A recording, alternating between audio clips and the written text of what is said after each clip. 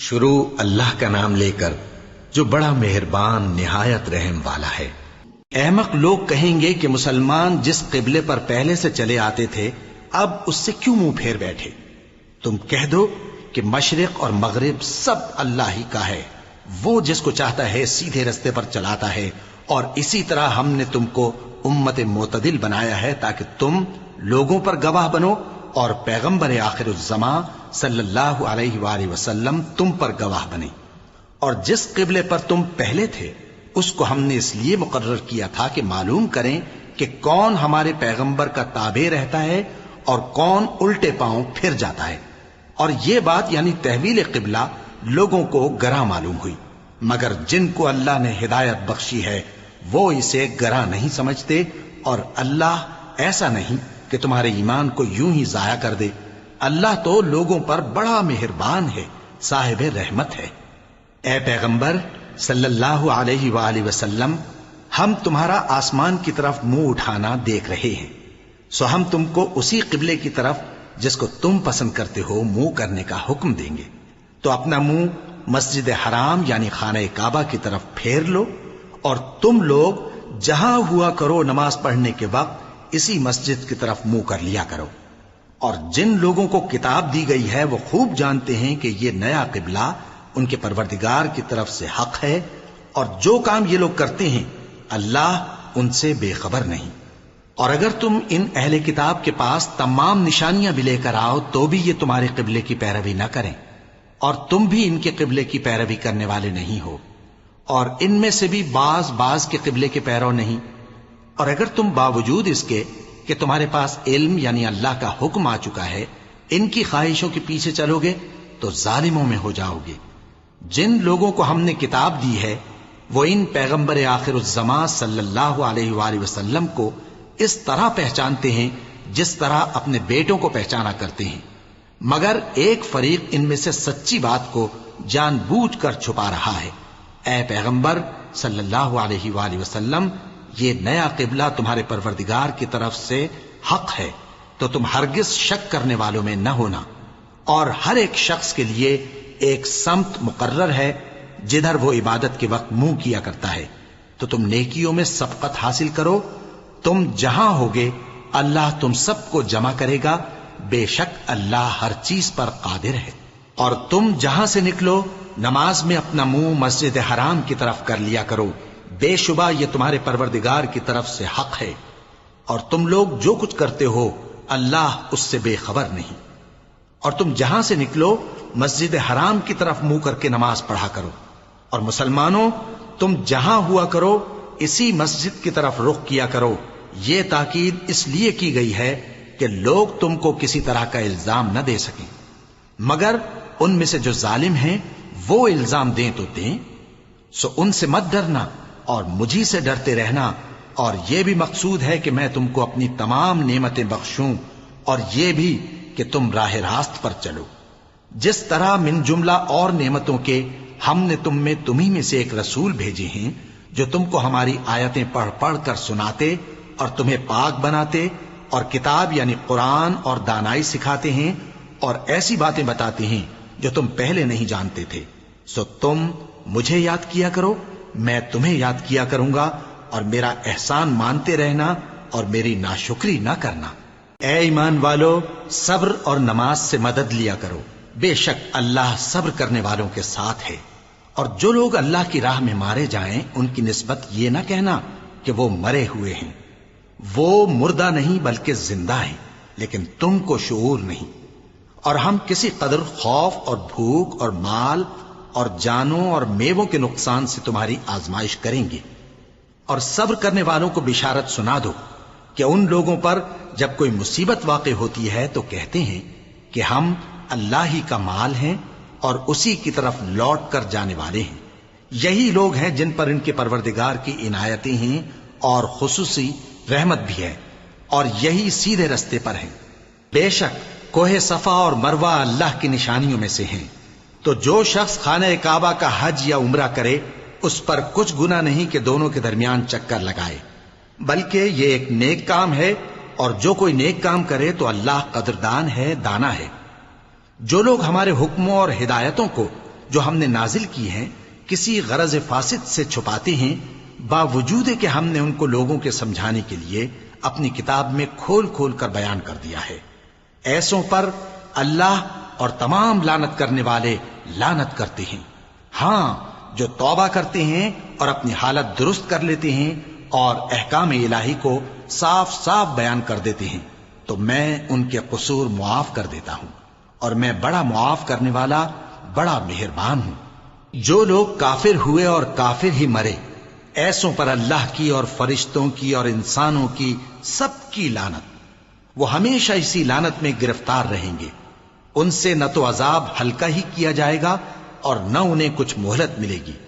اور لوگوں، تمہارا معبود ایک ہی معبود ہے، اس بڑے مہربان اور رحم والے کے سوا کوئی عبادت کے لائق نہیں۔ بے شک آسمانوں اور زمین کے پیدا کرنے میں اور رات اور دن کے ایک دوسرے کے پیچھے آنے جانے میں اور کشتیوں اور جہازوں میں جو سمندر میں لوگوں کے فائدے کے لیے رواں ہیں، اور میں جس کو اللہ آسمان سے برساتا اور اس سے زمین کو اس کے مردہ ہو جانے کے بعد زندہ یعنی خشک ہو جانے کے بعد سرسبز کر دیتا ہے، اور زمین پر ہر قسم کے جانور پھیلانے میں اور ہواؤں کے چلانے میں اور بادلوں میں جو آسمان اور زمین کے درمیان گھرے رہتے ہیں، عقل مندوں کے لیے اللہ کی قدرت کی نشانیاں ہیں۔ اور بعض لوگ ایسے ہیں جو غیر اللہ کو اللہ کا شریک بناتے اور ان سے اللہ کی سی محبت کرتے ہیں، لیکن جو ایمان والے ہیں وہ تو اللہ ہی کے سب سے زیادہ دوست دار ہیں۔ اور اے کاش ظالم لوگ جو بات عذاب کے وقت دیکھیں گے اب دیکھ لیتے کہ سب طرح کی طاقت اللہ ہی کو ہے، اور یہ کہ اللہ سخت عذاب کرنے والا ہے۔ اس دن کفر کے پیشوا اپنے پیروں سے بیزاری ظاہر کریں گے اور دونوں عذاب الہی دیکھ لیں گے اور ان کے آپس کے تعلقات منقطع ہو جائیں گے۔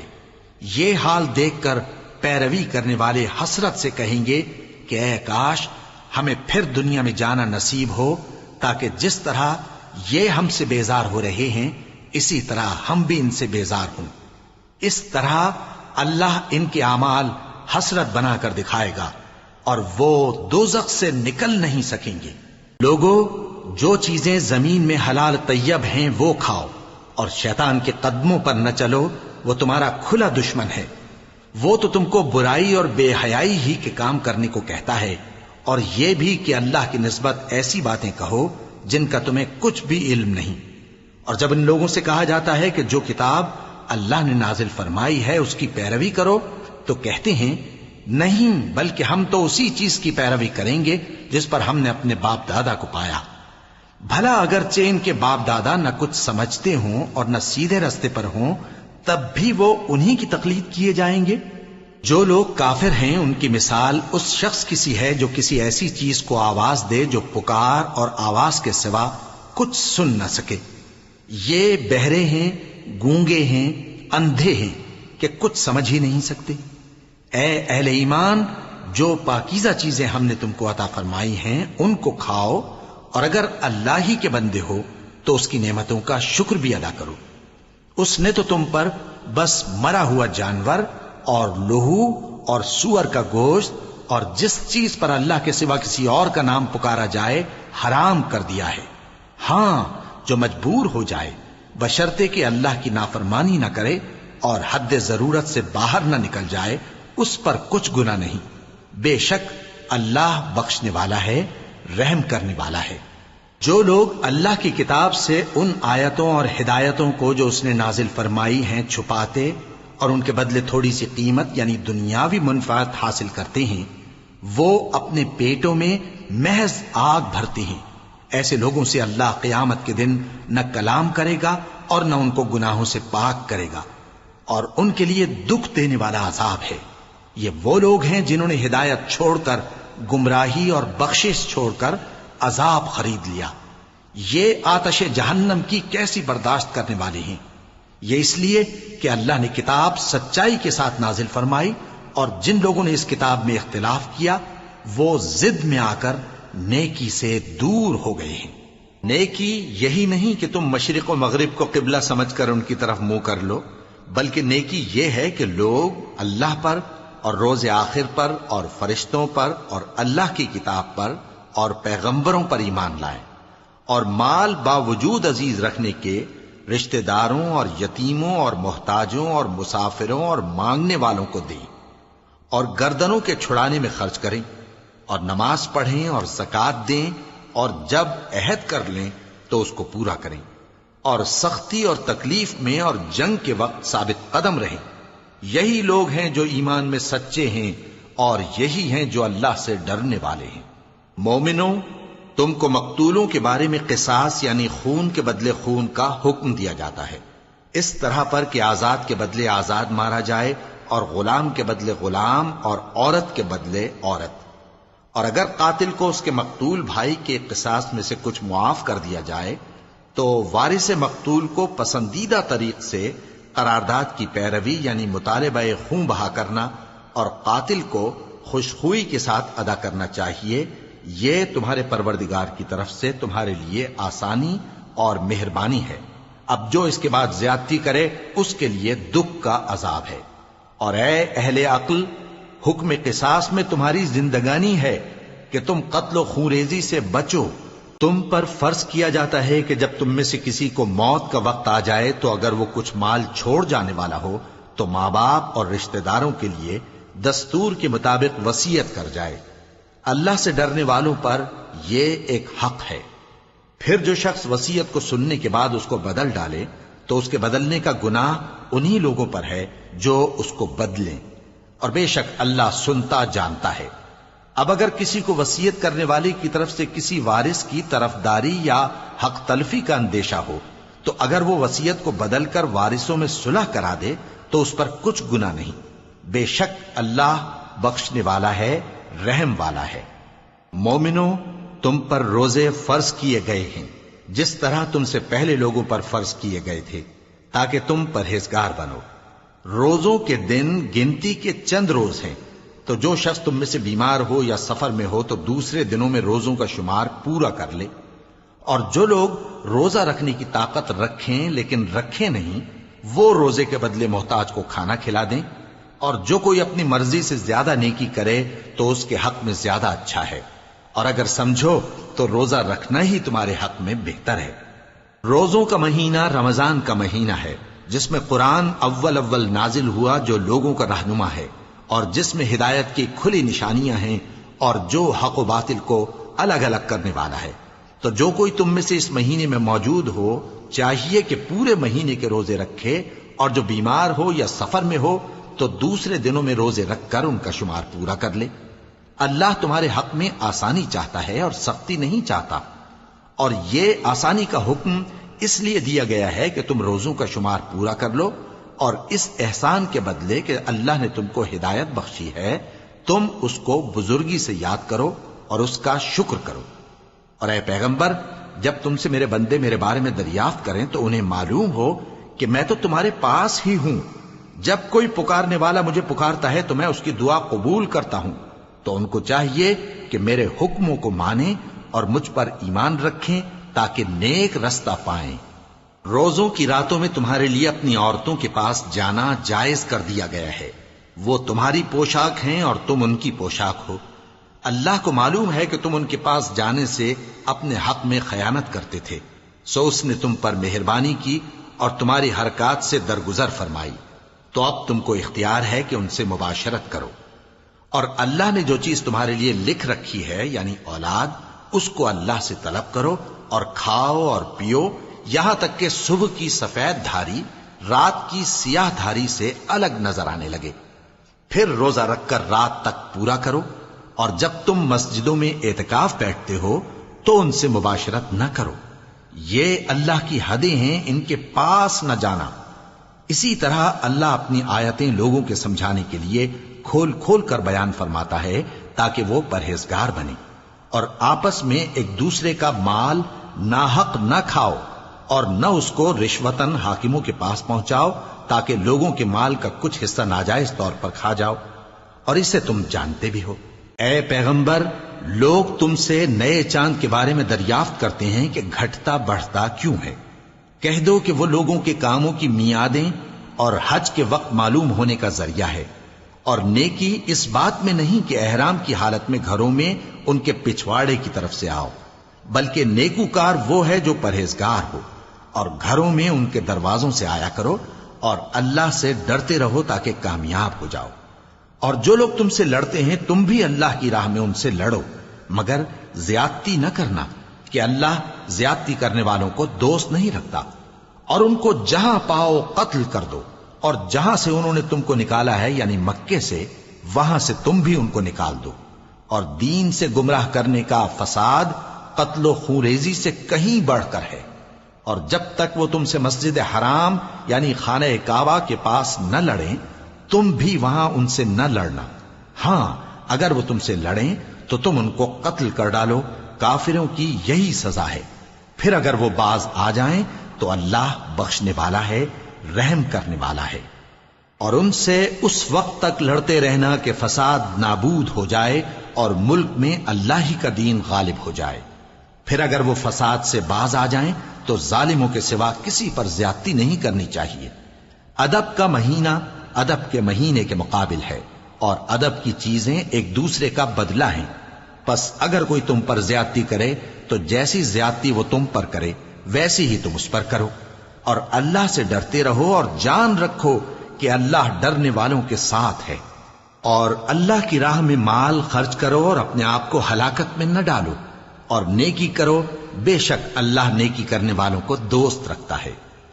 اور اللہ کی خوشنودی کے لیے حج اور عمرے کو پورا کرو، اور اگر راستے میں روک لیے جاؤ تو جیسی قربانی میسر ہو کر دو، اور جب تک قربانی اپنے مقام پر نہ پہنچ جائے سر نہ منڈاؤ۔ اور اگر کوئی تم میں بیمار ہو یا اس کے سر میں کسی طرح کی تکلیف ہو تو اگر وہ سر منڈا لے تو اس کے بدلے روزے رکھے یا صدقہ دے یا قربانی کرے۔ پھر جب تکلیف دور ہو کر تم مطمئن ہو جاؤ تو جو تم میں حج کے وقت تک عمرے سے فائدہ اٹھانا چاہے وہ جیسی قربانی میسر ہو کرے، اور جس کو قربانی نہ ملے وہ 3 روزے ایام حج میں رکھے اور 7 جب واپس ہو، یہ پورے 10 ہوئے۔ یہ حکم اس شخص کے لیے ہے جس کے اہل و عیال مکے میں نہ رہتے ہوں۔ اور اللہ سے ڈرتے رہو اور جان رکھو کہ اللہ سخت عذاب دینے والا ہے۔ حج کے مہینے معین ہیں جو معلوم ہیں، تو جو شخص ان مہینوں میں حج کی نیت کر لے تو حج کے دنوں میں نہ عورتوں سے اختلاط کرے، نہ کوئی برا کام کرے اور نہ کسی سے جھگڑے۔ اور جو نیک کام تم کرو گے وہ اللہ کو معلوم ہو جائے گا۔ اور زاد راہ یعنی رستے کا خرچ ساتھ لے جاؤ، کیونکہ بہترین زاد راہ پرہیزگاری ہے۔ اور اے اہل عقل مجھی سے ڈرتے رہو، اس کا تمہیں کچھ گناہ نہیں کہ حج کے دنوں میں بذریعہ تجارت اپنے پروردگار سے روزی طلب کرو۔ اور جب عرفات سے واپس ہونے لگو تو مشعر حرام یعنی مزدلفہ میں اللہ کا ذکر کرو، اور اس طرح ذکر کرو جس طرح اس نے تم کو سکھایا، اور اس سے پیشتر تم لوگ ان طریقوں سے محض ناواقف تھے۔ پھر جہاں سے اور لوگ واپس ہوں وہیں سے تم بھی واپس ہو، اور اللہ سے بخشش مانگو، بے شک اللہ بخشنے والا ہے، رحمت کرنے والا ہے۔ پھر جب حج کے تمام ارکان پورے کر چکو تو مینا میں اللہ کو یاد کرو جس طرح اپنے باپ دادا کو یاد کیا کرتے تھے، بلکہ اس سے بھی زیادہ۔ اور بعض لوگ ایسے ہیں جو اللہ سے التجا کرتے ہیں کہ اے پروردگار ہم کو جو دینا ہے دنیا ہی میں دے دے، اور ایسے لوگوں کا آخرت میں کچھ حصہ نہیں۔ اور بعض ایسے ہیں کہ دعا کرتے ہیں کہ پروردگار ہم کو دنیا میں بھی نعمت عطا فرما اور آخرت میں بھی نعمت بخشیو اور دوزخ کے عذاب سے محفوظ رکھیو۔ یہی لوگ ہیں جن کے لیے ان کے کاموں کا حصہ یعنی اجر نیک تیار ہے، اور اللہ جلد حساب لینے والا ہے۔ اور قیام منا کے دنوں میں جو گنتی کے دن ہیں اللہ کو یاد کرو، اگر کوئی جلدی کرے اور 2 ہی دن میں چل دے تو اس پر بھی کچھ گناہ نہیں، اور جو بات تک ٹھہرا رہے اس پر بھی کچھ گناہ نہیں۔ یہ باتیں اس شخص کے لیے ہیں جو اللہ سے ڈرے، اور تم لوگ اللہ سے ڈرتے رہو اور جان رکھو کہ تم سب اس کے پاس جمع کیے جاؤ گے۔ اور کوئی شخص تو ایسا ہے جس کی گفتگو دنیا کی زندگی میں تم کو دلکش معلوم ہوتی ہے، اور وہ اپنے معافی ضمیر پر یعنی اس بات پر جو اس کے دل میں ہے اللہ کو گواہ بناتا ہے، حالانکہ وہ سخت جھگڑالو ہے۔ اور جب پیٹ پھیر کر چلا جاتا ہے تو زمین میں دوڑتا پھرتا ہے تاکہ اس میں فتنہ انگیزی کرے، اور کھیتی کو برباد اور انسانوں اور حیوانوں کی نسل کو نابود کر دے، اور اللہ فتنہ انگیزی کو پسند نہیں کرتا۔ اور جب اس سے کہا جاتا ہے کہ اللہ سے خوف کر تو غرور اس کو گناہ میں پھنسا دیتا ہے، سو اس کو جہنم کافی ہے اور وہ بہت برا ٹھکانہ ہے۔ اور کوئی شخص ایسا ہے کہ اللہ کی خوشنودی حاصل کرنے کے لیے اپنی جان بیچ ڈالتا ہے، اور اللہ بندوں پر بہت مہربان ہے۔ مومنو، اسلام میں پورے پورے داخل ہو جاؤ اور شیطان کے پیچھے نہ چلو، وہ تو تمہارا کھلا دشمن ہے۔ پھر اگر تم احکام روشن پہنچ جانے کے بعد لڑکھڑا جاؤ تو جان رکھو کہ اللہ غالب ہے، حکمت والا ہے۔ کیا یہ لوگ اسی بات کے منتظر ہیں کہ ان پر اللہ کا عذاب بادل کے سائبانوں میں نازل ہو اور فرشتے بھی اتر آئیں اور کام تمام کر دیا جائے؟ اور سب کاموں کا رجوع اللہ ہی کی طرف ہے۔ اے پیغمبر، بنی اسرائیل سے پوچھو کہ ہم نے ان کو کتنی کھلی نشانیاں دیں، اور جو شخص اللہ کی نعمت کو اپنے پاس آنے کے بعد بدل دے تو اللہ سخت عذاب کرنے والا ہے۔ اور جو کافر ہیں ان کے لیے دنیا کی زندگی خوشنما کر دی گئی ہے، اور وہ مومنوں سے تمسخر کرتی ہیں، لیکن جو پرہیزگار ہیں وہ قیامت کے دن ان سے اوپر ہوں گے۔ اور اللہ جس کو چاہتا ہے بے حساب رزق دیتا ہے۔ پہلے تو سب لوگوں کا ایک ہی مذہب تھا، لیکن وہ آپس میں اختلاف کرنے لگے تو اللہ نے ان کی طرف بشارت دینے والے اور ڈر سنانے والے پیغمبر بھیجے، اور ان پر سچائی کے ساتھ کتابیں نازل کیں تاکہ جن امور میں لوگ اختلاف کرتے تھے ان کا ان میں فیصلہ کر دے۔ اور اس میں اختلاف بھی انہی لوگوں نے کیا جن کو کتاب دی گئی تھی، باوجود کہ ان کے پاس کھلے ہوئے احکام آ چکے تھے، اور یہ اختلاف انہوں نے صرف آپس کی ضد سے کیا۔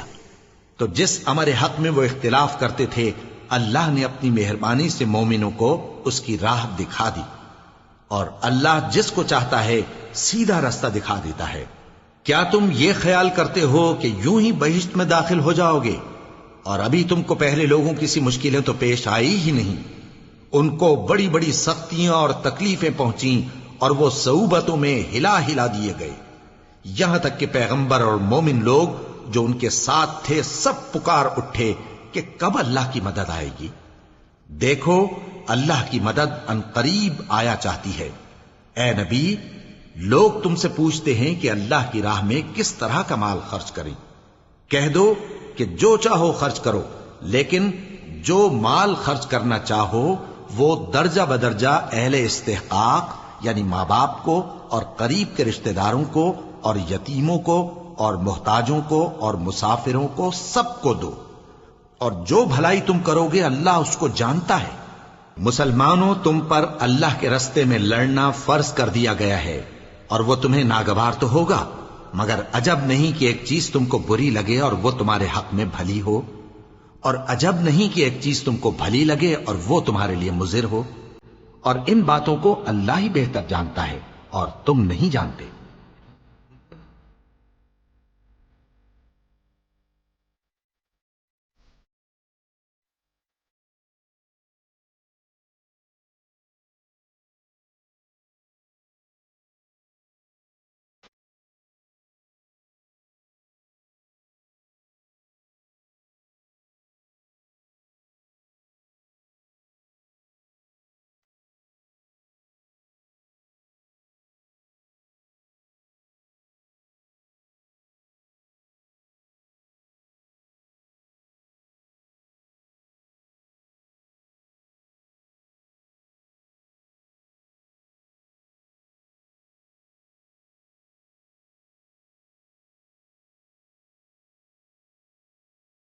جو لوگ ایمان لائے اور اللہ کے لیے وطن چھوڑ گئے اور کفار سے جنگ کرتے رہے وہی اللہ کی رحمت کے امیدوار ہیں، اور اللہ بخشنے والا ہے، رحمت کرنے والا ہے۔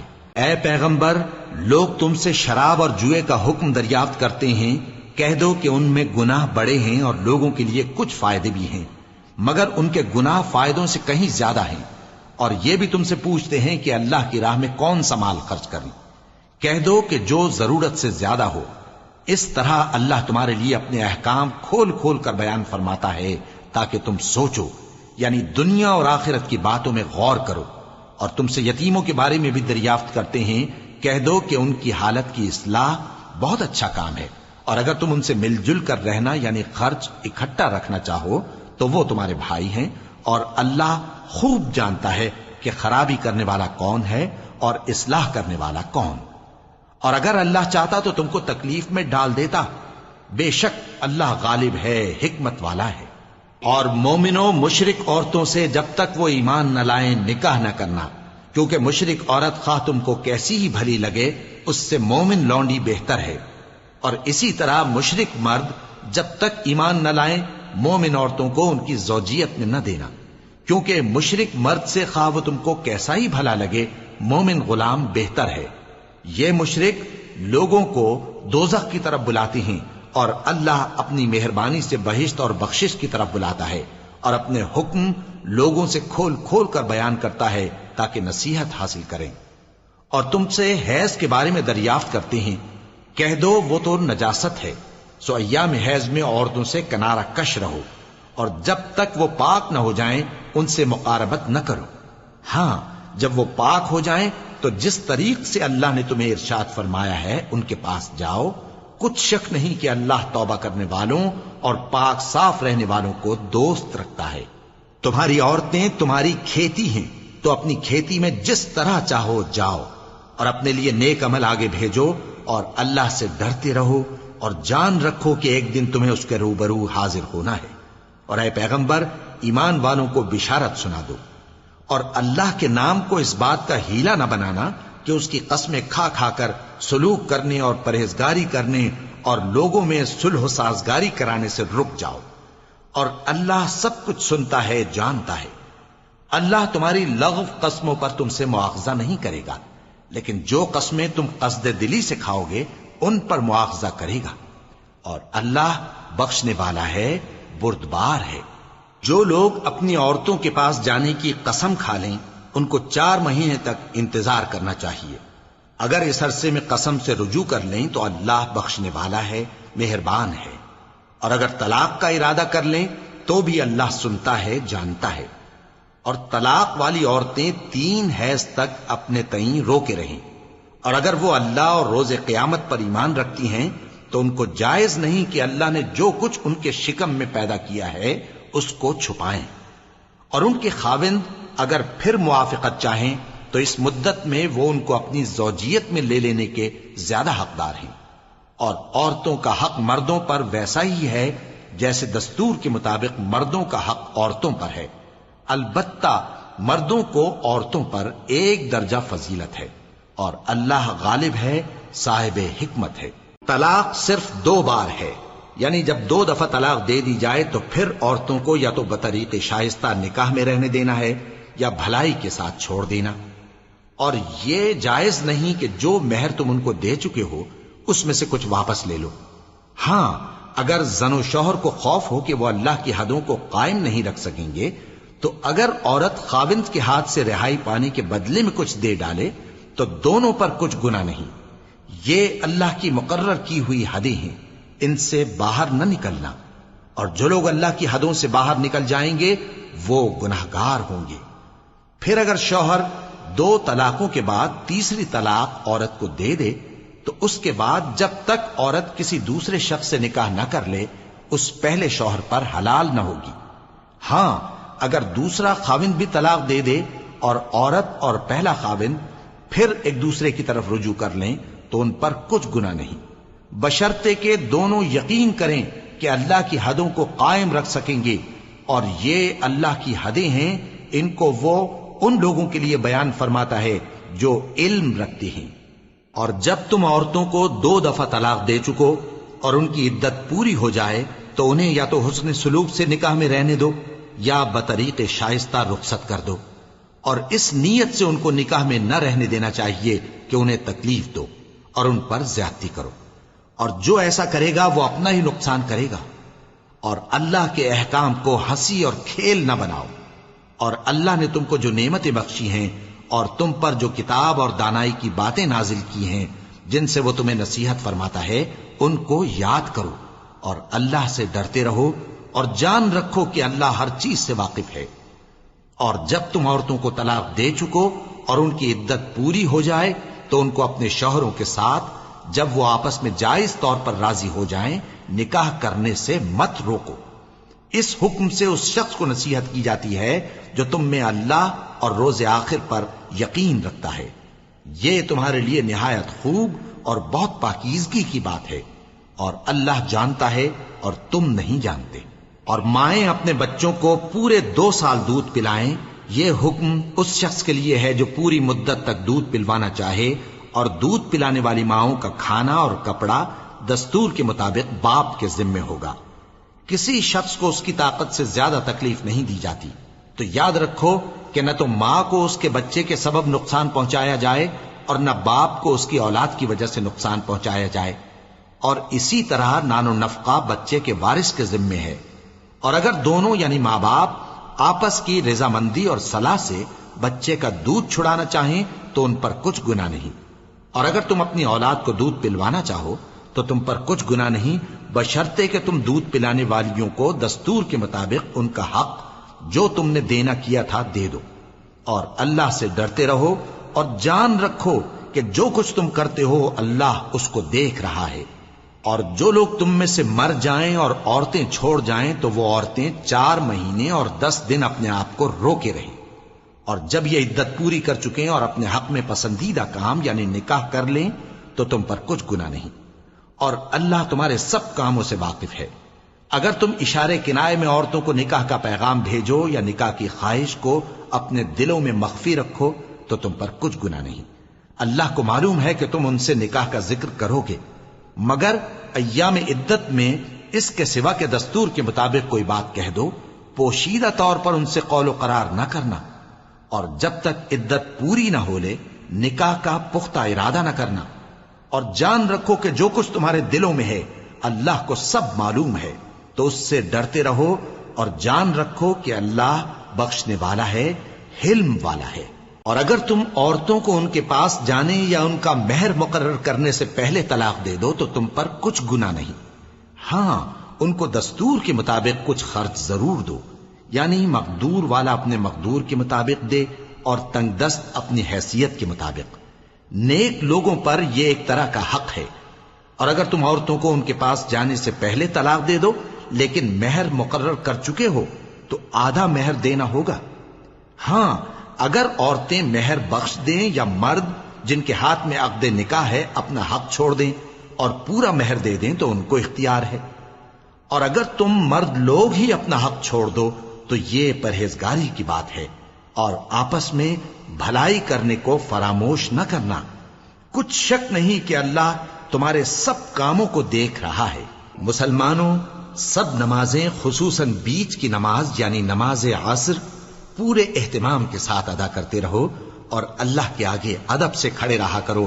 پھر اگر تم خوف کی حالت میں ہو تو پیادے یا سوار جس حال میں ہو نماز پڑھ لو۔ پھر جب امن و اطمینان ہو جائے تو جس طریق سے اللہ نے تم کو سکھایا ہے جو تم پہلے نہیں جانتے تھے اللہ کو یاد کرو۔ اور جو لوگ تم میں سے مر جائیں اور عورتیں چھوڑ جائیں وہ اپنی عورتوں کے حق میں وصیت کر جائیں کہ ان کو 1 سال تک خرچ دیا جائے اور گھر سے نہ نکالی جائیں۔ ہاں اگر وہ خود گھر سے چلی جائیں اور اپنے حق میں پسندیدہ کام یعنی نکاح کر لیں تو تم پر کچھ گناہ نہیں، اور اللہ زبردست ہے، حکمت والا ہے۔ اور مطلقہ عورتوں کو بھی دستور کے مطابق نان و نفقہ دینا چاہیے، پرہیزگاروں پر یہ بھی حق ہے۔ اسی طرح اللہ اپنے احکام تمہارے لیے بیان فرماتا ہے تاکہ تم سمجھو۔ بھلا تم نے ان لوگوں کو نہیں دیکھا جو شمار میں ہزاروں ہی تھے اور موت کے ڈر سے اپنے گھروں سے نکل بھاگے تھے، تو اللہ نے ان کو حکم دیا کہ مر جاؤ، پھر ان کو زندہ بھی کر دیا۔ کچھ شک نہیں کہ اللہ لوگوں پر مہربانی رکھتا ہے، لیکن اکثر لوگ شکر نہیں کرتے۔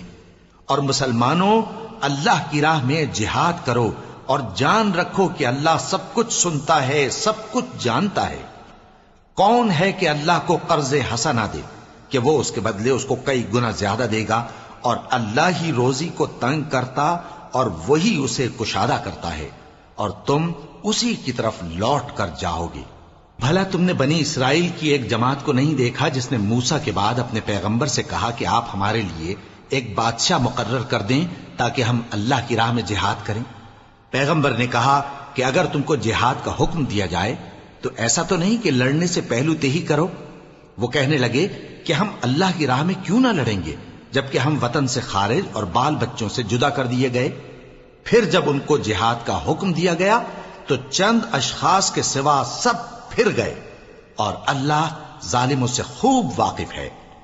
اور پیغمبر نے ان سے یہ بھی کہا کہ اللہ نے تم پر طالوت کو بادشاہ مقرر فرمایا ہے۔ وہ بولے کہ اسے ہم پر بادشاہی کا حق کیوں کر ہو سکتا ہے؟ اس سے بڑھ کر بادشاہی کے مستحق تو ہم ہیں، اور اس کے پاس تو بہت سی دولت بھی نہیں۔ پیغمبر نے کہا کہ اللہ نے اس کو تم پر فضیلت دی ہے اور بادشاہی کے لیے منتخب فرمایا ہے۔ اس نے اسے علم بھی بہت سا بخشا ہے اور تن و توش بھی بڑا عطا کیا ہے، اور اللہ کو اختیار ہے جسے چاہے بادشاہی بخشے، وہ بڑا کشائش والا ہے، دانا ہے۔ اور پیغمبر نے ان سے کہا کہ ان کی یعنی طالوت کی بادشاہی کی نشانی یہ ہے کہ تمہارے پاس وہ صندوق آئے گا جس کو فرشتے اٹھائے ہوئے ہوں گے۔ اس میں تمہارے پروردگار کی طرف سے تسلی بخشنے والی چیز ہوگی، اور کچھ اور چیزیں بھی ہوں گی جو موسیٰ اور ہارون چھوڑ گئے تھے۔ اگر تم ایمان رکھتے ہو تو یہ تمہارے لیے ایک بڑی نشانی ہے۔ غرض جب طالوت فوجیں لے کر روانہ ہوا تو اس نے ان سے کہا کہ اللہ ایک نہر سے تمہاری آزمائش کرنے والا ہے، جو شخص اس میں سے پانی پی لے گا اس کی نسبت تصور کیا جائے گا کہ وہ میرا نہیں، اور جو نہ پیے گا وہ سمجھا جائے گا کہ میرا ہے۔ ہاں اگر کوئی ہاتھ سے چلو بھر پانی لے لے تو خیر۔ جب وہ لوگ نہر پر پہنچے تو چند آدمیوں کے سوا سب نے پانی پی لیا۔ پھر جب طالوت اور مومن لوگ جو اس کے ساتھ تھے نہر کے پار ہو گئے تو کہنے لگے کہ آج ہم میں جالوت اور اس کے لشکر سے مقابلہ کرنے کی طاقت نہیں۔ جو لوگ یقین رکھتے تھے کہ ان کو اللہ کے روبرو حاضر ہونا ہے، وہ کہنے لگے کہ بسا اوقات تھوڑی سی جماعت نے اللہ کے حکم سے بڑی جماعت پر فتح حاصل کی ہے، اور اللہ ثابت قدم رہنے والوں کے ساتھ ہے۔ اور جب وہ لوگ جالوت اور اس کے لشکر کے مقابل میں آئے تو اللہ سے دعا کی کہ اے پروردگار، ہم پر صبر کے دہانے کھول دے اور ہمیں لڑائی میں ثابت قدم رکھ اور لشکر کفار پر فتح یاب کر۔ تو طالوت کی فوج نے اللہ کے حکم سے ان کو شکست دے دی، اور داؤد نے جالوت کو قتل کر ڈالا، اور اللہ نے ان کو بادشاہی اور دانائی بخشی اور جو کچھ چاہا سکھایا۔ اور اگر اللہ لوگوں کو ایک دوسرے پر چڑھائی اور حملہ کرنے سے نہ ہٹاتا رہتا تو کرۂ ارض تباہ ہو جاتا، لیکن اللہ اہل عالم پر بڑا مہربان ہے۔ یہ اللہ کی آیتیں ہیں جو ہم تم کو سچائی کے ساتھ پڑھ کر سناتے ہیں، اور اے محمد صلی اللہ علیہ وآلہ وسلم تم بلا شبہ پیغمبروں میں سے ہو۔